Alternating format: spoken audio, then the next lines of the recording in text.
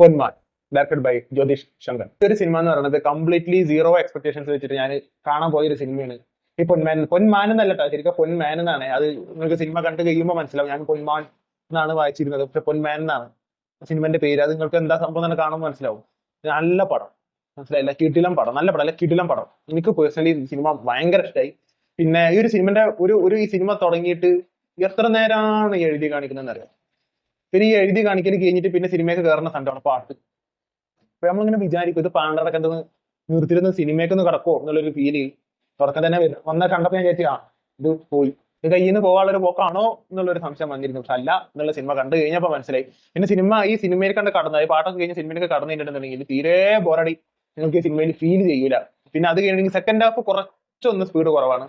അത് ഫസ്റ്റ് ഹാഫിനായിട്ട് താരതമ്യം ചെയ്യുമ്പോൾ മാത്രം മനസ്സിലായില്ല. ഫസ്റ്റ് ഹാഫ് നമ്മളിങ്ങനെ നോക്കണമെങ്കിൽ ഫസ്റ്റ് ഹാഫ് എവിടെ കാര്യങ്ങൾ പറഞ്ഞു പോകുന്നുണ്ട്. സെക്കൻഡ് ഹാഫിൽ കിടക്കുന്ന സമയത്ത് ഫസ്റ്റ് ഹാഫിന് അത്ര സ്പീഡ് ഇല്ലാന്നുള്ളൂ, എന്നാലും സെക്കൻഡ് ഹാഫും സ്പീഡിൽ തന്നെയാണ് പോകുന്നത്. പക്ഷെ ഫസ്റ്റ് ഹാഫിന് അത്ര തന്നെ സ്പീഡില്ല, മനസ്സിലായില്ല. പിന്നെ ഇതിന് ഈ ഒന്നാമത് വെച്ചിട്ടുണ്ടെങ്കിൽ ഇതിൽ ക്രിഞ്ചായിട്ട് പോകേണ്ട ചില സാധനങ്ങൾ ഉണ്ടായിരുന്നു.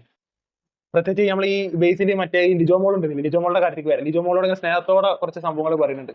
അവിടെ ആ സമയത്തൊക്കെ റൈറ്റിങ് കിടുമായിരുന്നു. എല്ലാം തന്നെ ക്രിഞ്ചായിട്ട് നമ്മൾ അവിടെ നിന്ന് ഇറങ്ങി ഓടേണ്ട ഒരു അവസ്ഥ ആ ഭാഗങ്ങളിൽ വരുന്നുള്ളതിന് ഉറപ്പായിരുന്നു. ഞാനിങ്ങനെ ഇവരിങ്ങനെ ബേസിൽ ഇങ്ങനെ പെണ്ണിന്റെ മുന്നിൽ പോയി നിൽക്കുമ്പോൾ അയ്യോ പോയി എന്നുള്ള രീതിയിൽ നിൽക്കുകയാണ്. പക്ഷെ ആ സമയത്തുള്ള ഡയലോഗും ഇവരെ ആക്ടിങ്ങും ഒക്കെ കിട്ടുമായിരുന്നു. പിന്നെ അതേപോലെ തന്നെ ഇതിൽ കാസ്റ്റിംഗ് എന്ന് വെച്ചിട്ടുണ്ടെങ്കിൽ ഇമാതിരി പെർഫെക്റ്റ് കാസ്റ്റിംഗ്. ബേസിലാണെന്നുണ്ടെങ്കിൽ ഇതിൽ വളരെ എല്ലാ ആക്ടേഴ്സും പെർഫെക്റ്റ് കാസ്റ്റിംഗ് ആയിരുന്നു. പക്ഷെ ഏറ്റവും കിടിലൻ കാസ്റ്റിംഗ് ആരാ വെച്ചിട്ടുണ്ടെങ്കിൽ നമ്മൾ ആവേശ സിനിമയിൽ അംബാൻ എന്ന് പറഞ്ഞ ക്യാരക്ടർ ചെയ്ത ആളുണ്ടല്ലോ, മൂപ്പരാൾ ഇതിൽ ഒരു വേഷം ചെയ്തിട്ടുണ്ട്. കിടിലൻ പെർഫോമൻസ്, അത് പറ്റിയ റോള്, ഇജാതി കാസ്റ്റിംഗ്. അതായത് മൂപ്പരാൾ എല്ലാന്നുണ്ടെങ്കിൽ പിന്നെ ആ ക്യാരക്ടർ ചെയ്യാൻ പിന്നെ അല്ലെങ്കിൽ ചമ്പം വിനോദമൊക്കെ വരേണ്ടി വരും. പിന്നെ അങ്ങനത്തെ ഒരു ഹൈറ്റും വെയിറ്റും ഉള്ള ഒരാൾക്ക് പറ്റിയ ക്യാരക്ടറായിരുന്നു അത്. ഈ അംബാന് വന്ന് ചെയ്ത് നോക്കിയിട്ടുണ്ട്. അതേപോലെ തന്നെ ബേസിലിനെ പറ്റി കുറെ ആൾക്കാർ പറഞ്ഞു ചിരി വെച്ചിട്ട് ഇങ്ങനെ സിനിമയിൽ ഇങ്ങനെ പിടിച്ചിരിക്കുന്ന ആളാണ്. അത് എനിക്കിപ്പോഴും മനസ്സിലായിട്ട് ഞാൻ എന്തിനാ പറഞ്ഞതെന്നുള്ളത്. ഇപ്പൊ സിനിമ കണ്ടപ്പോൾ എന്റെ അഭിപ്രായം മാറിയല്ല. ബേസിൽ ശരിക്കും കിട്ടിയ ആക്ടിംഗ് ആണ്. പിന്നെ ദിലീപിനായിട്ട് ഒക്കെ താരതമ്യം ചെയ്യുന്നത് കുറച്ച് ഓവറാന്നുള്ളൂ. പക്ഷെ ബേസിൽ എന്നാലും കിട്ടി ഒരാളായിട്ട് നമ്മൾ ഒരു ആക്ടറിനെ താരതമ്യം ചെയ്യേണ്ട ആവശ്യമില്ലല്ലോ. ആ ആക്ടർ എന്താന്നുള്ളത് നോക്കിയാൽ മതിയല്ലോ. പക്ഷെ ബേസിൽ കിട്ടു ആക്ടിംഗ് ആണ്. പൊതുവെ ഇതിൽ കിട്ടിയ പെർഫോമൻസ് ആണ്. ഇത് എന്താ പറയുക, ഇമോഷൻസ് മാത്രമല്ല ഇതിൽ ഈ ബേസിൽ ഇപ്പൊ ഇതിൽ കുറച്ചൊക്കെ ഒരു മാസമായിട്ടുള്ള ഒരു ക്യാരക്ടറാണ് ഇതിൽ.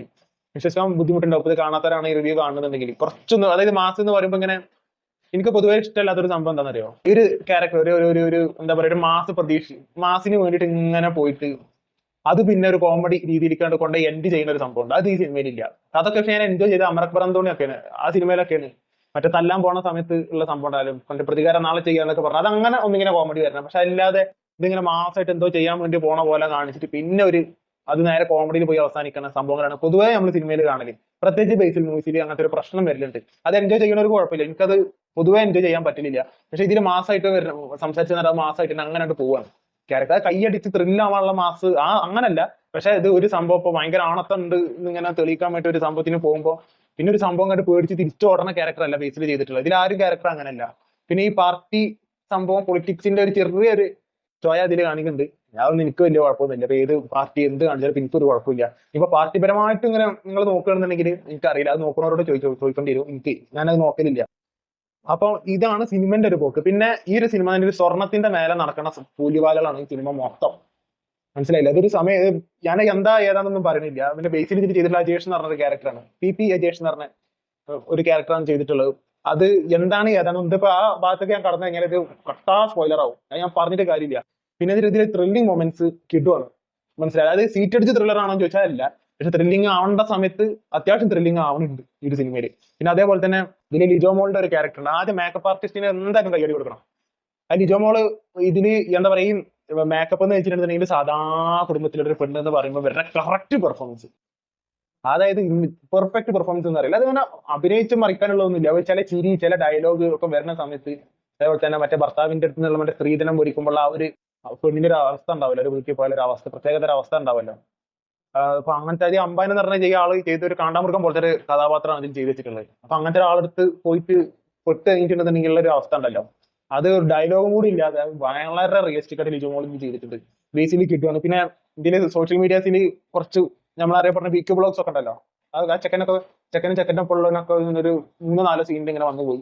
പക്ഷെ അതൊന്നും പെർഫോം ചെയ്യാനുള്ളതൊന്നുമില്ല. പക്ഷെ ഞാൻ ഇത് ഈ കുറച്ച് മെയിൻ ക്യാരക്ടേഴ്സ് എന്ന് പറയുമ്പോൾ തന്നെ ഇതിൽ കുറച്ച് ആർട്ടിസ്റ്റുകൾ വരുന്നുണ്ട്. ഇവരൊക്കെ പെർഫെക്റ്റ് ആക്ടിങ് ആയിരുന്നു. എനിക്ക് വളരെ അധികം ഇഷ്ടപ്പെട്ടു. എസ്പെഷ്യലി അംബാൻ എന്ന് പറഞ്ഞ അംബാൻ ഉണ്ടല്ലോ, അംബാന്റെയും മറ്റേ ബേസിന്റെയും പെർഫോമൻസ് എസ്പെഷ്യലി അതും ലിജോ മോളും വീട്ടിലത്തെ വലിയ ജമോളുടെ ആങ്ങളായിട്ട് ഒരുത്തന്നെ അഭിനയിക്കുന്നത്. അവനും കിട്ടും, എനിക്ക് പേര് അറിയാത്തോണ്ടാണ്. ആ ആക്ടർ ക്യൂട്ട് പെർഫോമൻസ് ചെയ്യുന്നത്, മനസ്സിലായില്ലേ. പിന്നെ ഇതിന്റെ സ്ക്രീൻ പ്ലേ എന്ന് പറഞ്ഞ സമയത്തും കിട്ടുവാണ്. അതുകൊണ്ടാണ് ഞാൻ നേരത്തെ പറഞ്ഞത് തീരെ ബോറടിക്കില്ല. ഫസ്റ്റ് ഹാഫ്, സെക്കൻഡ് ഹാഫ് നമ്മൾ അത്രയും സ്പീഡിൽ പോയിട്ട് പെട്ടെന്ന് കുറച്ച് സ്പീഡ് കുറഞ്ഞ പോലെ സെക്കൻഡ് ഹാഫിൽ ഒരു ഫീൽ വന്നു. പക്ഷെ എന്നാലും അത് പറഞ്ഞല്ലോ, ഫസ്റ്റ് ഹാഫിനായിട്ട് കമ്പയർ ചെയ്യുമ്പോഴുള്ള പ്രശ്നം.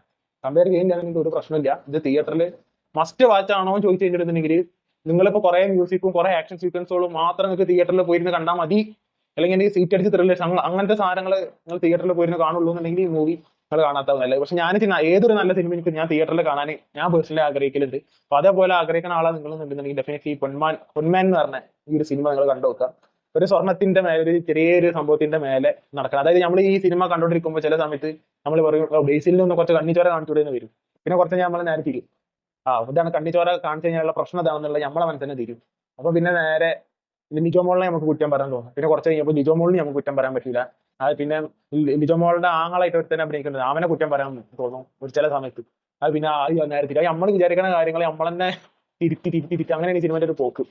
പിന്നെ ആകെ സെക്കൻഡ് ഹാഫിൽ കുറച്ചൊന്ന് പേസ് കുറവാണെന്നുള്ളൂ. വേറെ ഒരു കുഴപ്പം എനിക്ക് ഈ മൂവിയിൽ ഉണ്ട് എന്നുള്ള എനിക്ക് തോന്നിയിട്ടില്ല. ഒരു മിനിമൽ പ്ലോട്ടാണ്, ചെറിയൊരു സംഭവത്തിന് പുറത്ത് നടക്കുന്ന കാര്യങ്ങളാണ്, നാട്ടിൻപുറത്ത് നടക്കുന്ന സംഭവങ്ങളാണ് ഈ സിനിമ മൊത്തത്തിൽ പറഞ്ഞു പോകുന്നത്.